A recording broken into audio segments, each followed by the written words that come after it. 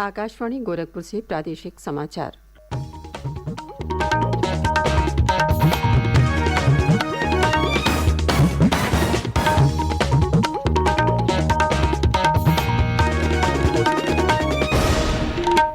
नमस्कार।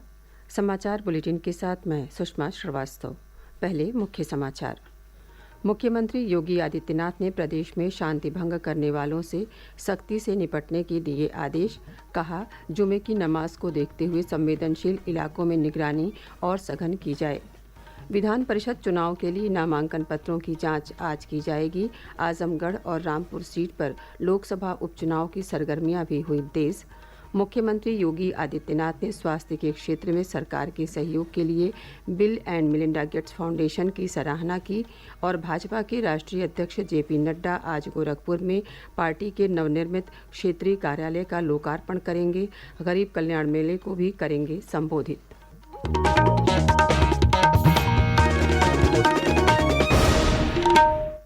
स्वतंत्रता की 75वीं वर्षगांठ पर आज़ादी का अमृत महोत्सव के अंतर्गत सरकार अनेक गतिविधियों का आयोजन कर रही है। इसी क्रम में प्रादेशिक समाचार एकांश आकाशवाणी गोरखपुर ने विशेष प्रश्नोत्तरी कार्यक्रम शुरू किया है।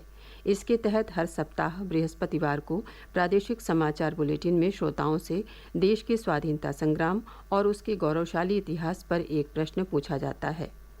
कल के क्विज में हमारा प्रश्न था, भारतीय स्वतंत्रता संग्राम के दौरान उलगुलान विद्रोह का नेतृत्व किसने किया था? सही जवाब है बिरसा मुंडा ने। इस सप्ताह के भाग्यशाली विजेता हैं बिहार के मुजफ्फरपुर जिले के गांव महदैया मठ पोस्ट परसापट्टी के आरुष राज।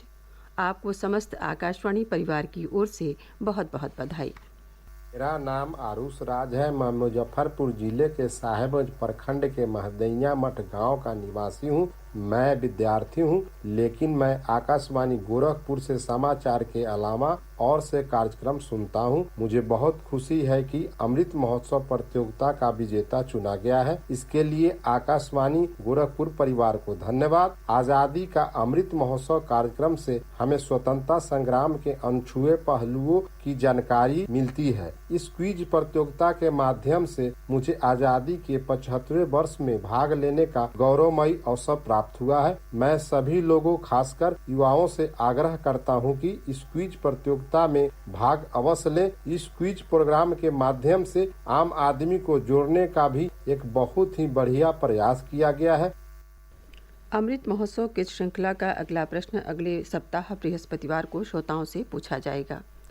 और अब समाचार विस्तार से। मुख्यमंत्री योगी आदित्यनाथ ने प्रदेश में शांति भंग करने वालों से सख्ती से निपटने के आदेश दिए हैं। उन्होंने पुलिस और प्रशासनिक अधिकारियों को सुरक्षा व्यवस्था और कड़ी करने के निर्देश देते हुए कहा कि जुमे की नमाज को देखते हुए संवेदनशील इलाकों में पुलिस गश्त बढ़ाई जाए और निगरानी तेज की जाए। उन्होंने कहा कि इस दौरान ये भी ध्यान रखा जाए कि किसी को कोई समस्या न हो। श्री योगी कल गोरखपुर में वरिष्ठ अधिकारियों के साथ सुरक्षा व्यवस्था पर समीक्षा बैठक कर रहे थे। इस बीच आज जुमे की नमाज को शांतिपूर्ण ढंग से संपन्न कराने के लिए प्रदेश पुलिस ने व्यापक तैयारियां की हैं। पिछले शुक्रवार को कानपुर में हुई हिंसा के बाद पुलिस अतिरिक्त सतर्कता बरत रही है। कानपुर के पुलिस आयुक्त विजय सिंह मीणा ने कहा कि शहर में सुरक्षा बढ़ा दी गई है। साथ ही धर्मगुरुओं के साथ बैठकर शांति व्यवस्था बनाए रखने में सहयोग करने की अपील की गई है। रामपुर के जिलाधिकारी ने सोशल मीडिया पर वायरल हो रहे भारत बंद के फर्जी संदेश पर लोगों से ध्यान न देने की अपील करते हुए जुमे की नमाज शांति और सौहार्दपूर्ण माहौल में अदा करने की अपील की है। शामली की जिलाधिकारी जसजीत कौर ने विभिन्न धर्मगुरुओं के साथ बैठक कर शांति व्यवस्था में सहयोग की अपील की। मेरठ में पुलिस संवेदनशील इलाकों की निगरानी के लिए ड्रोन कैमरों का प्रयोग कर रही है। प्रदेश में विधान परिषद द्विवार्षिक चुनाव के लिए नामांकन पत्रों की जांच आज की जाएगी। कल नामांकन के अंतिम दिन भारतीय जनता पार्टी के सभी 9 उम्मीदवारों ने पर्चे दाखिल किए। नामांकन के दौरान मुख्यमंत्री योगी आदित्यनाथ और भाजपा प्रदेश अध्यक्ष स्वतंत्र देव सिंह भी उपस्थित रहे। विधान परिषद की 13 रिक्त सीटों के लिए भाजपा ने 9 और सपा ने 4 उम्मीदवार घोषित किए हैं, जिनका निर्विरोध निर्वाचन लगभग तय माना जा रहा है। भाजपा के 9 उम्मीदवारों में 7 मंत्री शामिल हैं। विधान परिषद चुनाव में पार्टी के 9 उम्मीदवार हैं। उप मुख्यमंत्री केशव प्रसाद मौर्य, पंचायती राज मंत्री चौधरी भूपेंद्र सिंह, आयुष राज्य मंत्री दयाशंकर मिश्र दयालु, सहकारिता मंत्री स्वतंत्र प्रभार जेपीएस राठौर, पिछड़ा वर्ग कल्याण राज्य मंत्री स्वतंत्र प्रभार नरेंद्र कश्यप, संसदीय कार्य राज्य मंत्री जसवंत सैनी, अल्पसंख्यक कल्याण राज्य मंत्री दानिश आजाद अंसारी, कन्नौज के पूर्व विधायक बनवारी लाल दोहरे और भाजपा के लखनऊ महानगर अध्यक्ष मुकेश शर्मा। समाजवादी पार्टी की ओर से स्वामी प्रसाद मौर्य, जासमीर अंसारी, मुकुल यादव और शाहनवाज खान विधान परिषद चुनाव के उम्मीदवार हैं। नाम वापसी की अंतिम तिथि 13 जून है। प्रदेश की 2 सीटों आजमगढ़ और रामपुर में लोकसभा उपचुनाव की सरगर्मियां तेज हो गई हैं। इन सीटों पर मतदान 23 जून को होगा। कल नाम वापसी के अंतिम दिन रामपुर संसदीय सीट से एक प्रत्याशी ने अपना नामांकन वापस लिया, जिसके बाद इस सीट से 6 उम्मीदवार चुनाव मैदान में बचे हैं। वहीं आजमगढ़ सीट पर 13 प्रत्याशी चुनाव लड़ रहे हैं। इस बीच भारतीय जनता पार्टी और समाजवादी पार्टी ने इन सीटों पर चुनाव प्रचार के लिए अपने स्टार प्रचारकों की सूची जारी कर दी है। आजमगढ़ और रामपुर सीट सपा अध्यक्ष अखिलेश यादव और पार्टी नेता आजम खान के विधानसभा के लिए चुने जाने के बाद उनके इस्तीफे देने के कारण रिक्त हुई है।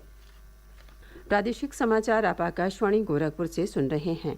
ये समाचार बुलेटिन हमारे YouTube channel AIR news Gorakhpur और ट्विटर हैंडल AIR न्यूज़_GKP पर भी उपलब्ध है।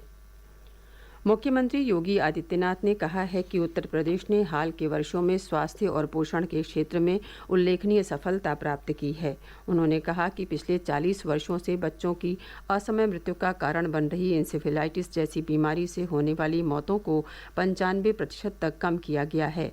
लखनऊ स्थित अपने सरकारी आवास पर कल bill and Melinda Gates foundation के प्रतिनिधिमंडल से मुलाकात के दौरान मुख्यमंत्री ने कहा कि नेशनल फैमिली हेल्थ सर्वे के 5वें संस्करण के नतीजों में स्पष्ट हो गया है कि प्रदेश ने स्वास्थ्य और पोषण के क्षेत्र में अभूतपूर्व सुधार किया है। उन्होंने कहा कि सर्वेक्षण में कई मानकों में उत्तर प्रदेश का प्रदर्शन राष्ट्रीय औसत से बेहतर रहा है। श्री योगी ने कहा कि प्रधानमंत्री नरेंद्र मोदी के मार्गदर्शन में राज्य ने कोविड महामारी पर सफलतापूर्वक नियंत्रण किया है। कोविड टीकाकरण अभियान में उत्तर प्रदेश नंबर 1 स्थान पर है और राज्य में अब तक 33 करोड़ से अधिक कोविड रोधी टीके लगाए जा चुके हैं। मुख्यमंत्री ने कहा कि सरकार एक जनपद एक उत्पाद की तर्ज पर एक जिला एक मेडिकल कॉलेज की स्थापना की ओर तेजी से बढ़ रही है। मुख्यमंत्री ने प्रदेश में स्वास्थ्य और पोषण के क्षेत्र में bill and Melinda Gates foundation के योगदान की सराहना करते हुए कहा कि संस्था ने राज्य सरकार की विभिन्न योजनाओं को आम लोगों तक पहुंचाने में हर संभव सहयोग किया है। निर्वाचन आयोग ने देश के 16वें राष्ट्रपति के चुनाव कार्यक्रम की घोषणा कर दी है। मुख्य निर्वाचन आयुक्त राजीव कुमार ने कल नई दिल्ली में बताया कि राष्ट्रपति चुनाव के लिए मतदान 18 जुलाई को होगा। मतगणना 21 जुलाई को होगी। चुनाव की अधिसूचना 15 जून को जारी होगी। 29 जून तक नामांकन पत्र भरे जा सकेंगे। नामांकन पत्रों की जांच 30 जून को की जाएगी। श्री राजीव कुमार ने बताया कि राष्ट्रपति रामनाथ कोविंद का कार्यकाल 24 जुलाई को समाप्त हो रहा है। भाजपा के राष्ट्रीय अध्यक्ष जगत प्रकाश नड्डा और मुख्यमंत्री योगी आदित्यनाथ आज गोरखपुर में पार्टी के नवनिर्मित क्षेत्रीय कार्यालय का लोकार्पण करेंगे। साथ ही वे 7 जिलों सिद्धार्थनगर, संत कबीर नगर, जौनपुर, अयोध्या, रायबरेली, अलीगढ़ और बागपत के जिला कार्यालयों का भी वर्चुअल माध्यम से उद्घाटन करेंगे। इस अवसर पर गरीब कल्याण मेले का भी आयोजन किया गया है। श्री नड्डा और श्री योगी इस दौरान लोगों को सरकार की कल्याणकारी योजनाओं से अवगत कराएंगे। कार्यक्रम में कैबिनेट मंत्री और भाजपा प्रदेश अध्यक्ष स्वतंत्र देव सिंह भी उपस्थित रहेंगे।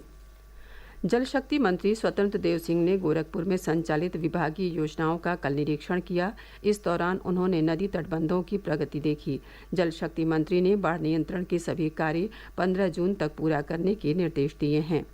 और अब अंत में मुख्य समाचार एक बार फिर। मुख्यमंत्री योगी आदित्यनाथ ने प्रदेश में शांति भंग करने वालों से सख्ती से निपटने के दिए आदेश। कहा, जुमे की नमाज को देखते हुए संवेदनशील इलाकों में निगरानी और सघन की जाए। विधान परिषद चुनाव के लिए नामांकन पत्रों की जांच आज की जाएगी। आजमगढ़ और रामपुर सीट पर लोकसभा उपचुनाव की सरगर्मियां भी हुई तेज। मुख्यमंत्री योगी आदित्यनाथ ने स्वास्थ्य के क्षेत्र में सरकार के सहयोग के लिए bill and Melinda Gates foundation की सराहना की और भाजपा के राष्ट्रीय अध्यक्ष जेपी नड्डा आज गोरखपुर में पार्टी के नवनिर्मित क्षेत्रीय कार्यालय का लोकार्पण करेंगे। गरीब कल्याण मेले को भी करेंगे संबोधित। इसी के साथ प्रादेशिक समाचारों का ये बुलेटिन समाप्त हुआ। नमस्कार।